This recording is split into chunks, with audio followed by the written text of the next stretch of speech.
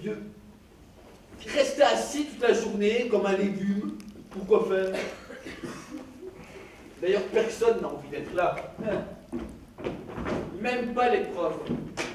Ben si, il y a vous, le seul qui semble heureux d'aller à l'école. Le dialogue, la tolérance, l'ascenseur social, tout ça c'est des phrases de politiciens. Hugo est en décrochage. À quelques mois de la retraite, son professeur de français tente de le raccrocher à cette école qui ennuie tant le jeune adolescent à travers un concours de slam. Des efforts qui restent vains et qui surtout permettent de développer la question de l'autorité.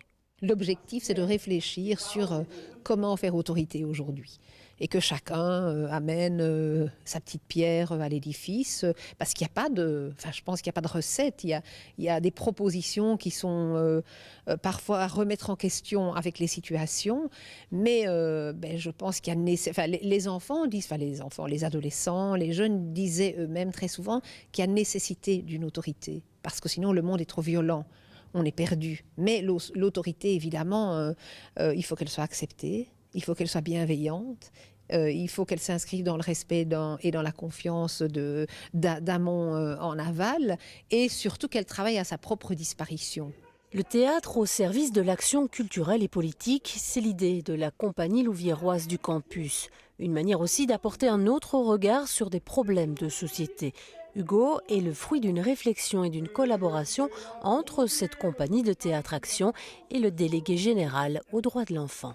Moi, je vous dis qu'il y a beaucoup trop de pommes pourries.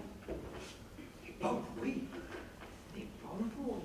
Des pommes pourries? Des pommes pourries. Mais qui fait signer un contrat unilatéral de comportement? Qui considère les décrocheurs comme des délinquants? Qui amène des chiens dans les écoles?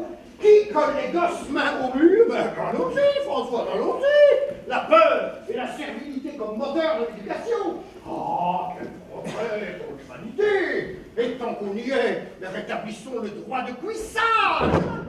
On travaille beaucoup en atelier théâtre avec des non-acteurs.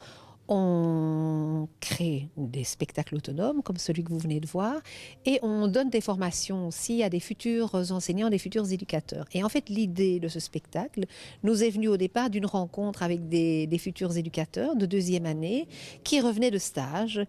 Et comme contenu à la semaine de travail, ils ont amené le fait qu'il n'y a plus d'autorité, il en faut, mais personne n'en veut. Donc on a animé toute cette semaine-là à partir de ce paradoxe-là. Qui trie l'information?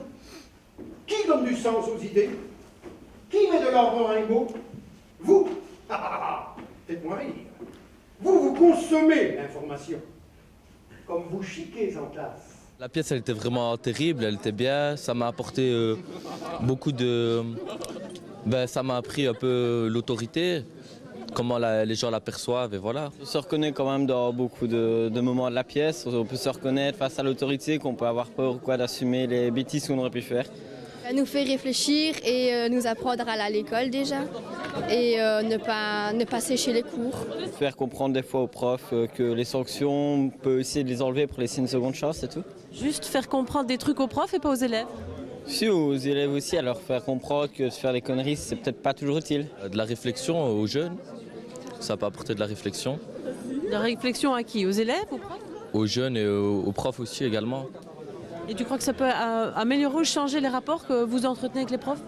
Peut-être que ça fera réfléchir les profs et que ça leur fera plus communiquer avec nous. D'une manière ou d'une autre, Hugo suscite le débat ou le questionnement entre élèves et enseignants. Je m'appelle Hugo.